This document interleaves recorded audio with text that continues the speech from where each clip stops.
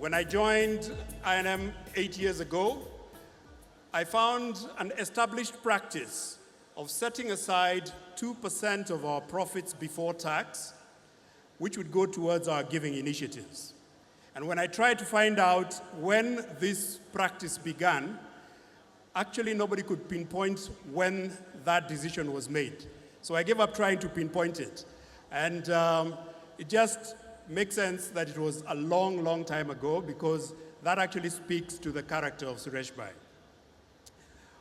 We sought to formalize and institutionalize this giving into a very structured way of creating impact. So the I&M Bank Board approved the establishment of the I&M Foundation, which began formal operations, I believe, in 2020. And we were honored to have Suresh Bhai as our first chairman. And we also had James Gatere as our first head of the foundation, and this is a role that he continues to do with infectious passion. We also have Janet Mawiu and Eric Imani, who also joined the board. And now Sarit and Gul have joined them on the board as well. Eventually, Eric Imani took over from Suresh Bhai as the chairman. And I would like to borrow from Eric's book, Wisdom for Abundant Living, the words that I feel describe SBR's or Suresh Bhai's philanthropic values.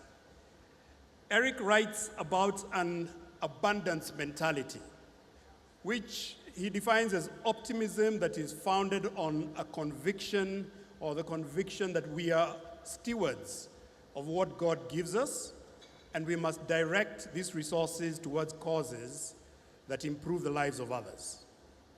This abundance mentality and its focus on stewardship continues to shape our thinking in the foundation, and indeed the bank and the group, as we focus on what we now call sustainability.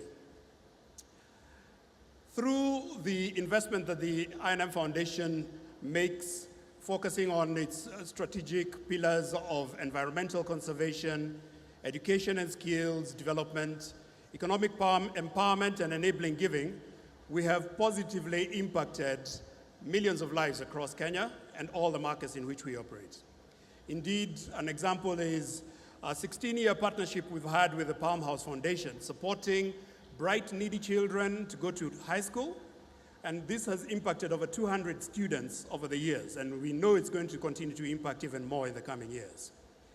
I would like, however, to highlight one particular initiative that we undertook in the education space. And this was through the efforts of the indefatigable philanthropist, Dr. Chef. He came to I&M Bank after being approached by the Sisters of St. Anne Catholic Order to support the establishment of a girls' school in Kairi, which is in Mangu. Suresh Bhai was then the chairman of the bank, and as he would do, he asked the sisters to show some investment as well by finding a suitable site, working with the locals to find a suitable site to acquire the land. They were encouraged by this response, and they gathered people together, consolidated some parcels of land, and then invited I&M Bank to join them for a groundbreaking ceremony. And this is what kicked off the development of what is now called St. Anne's Suresh Raja Girls High School. Thank you. At the actual groundbreaking ceremony, I remember Suresh Bhai asked them how much it had cost them to actually acquire the land, and he very generously offered to pick up that tab.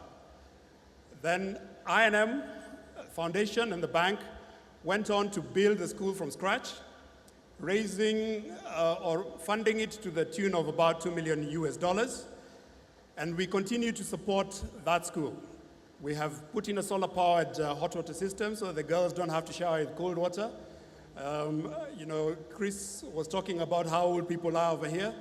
If you said you are less than 50, you may not know what it means to actually have cold showers in in school.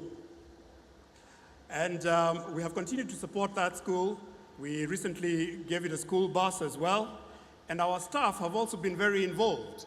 They have continued to provide mentorship to the girls at the school. One of our former staff, Lucy Thegea, who used to be our head of business support, also serves on the board of management. The school, I am proud to say, has already graduated its first 2 classes and is now ranked as one of the leading schools in the Mangu area. The school, thank you. Because of this intervention, the school provides employment and business opportunities for the community and is a true example of what positive impact the foundation can stimulate. Now, turning to our 50 years commemoration, we thought about how we could do this, and we focused on our flagship pillar of environmental conservation. We held discussions with the Kenya Forestry Service and agreed with them that we will work with them on the rehabilitation of the Gong Road forest. This 3-year project that we will undertake will provide recreational spaces for Nairobi's growing population and relieve the pressure that is being felt by Karura Forest while restoring lost tree cover in the Gong Forest. As you may know, Karura Forest gets about 2,000 visitors every day, and I'm sure through this intervention we're now going to see that traffic shifting. Thank you very much for your attention, and enjoy the evening.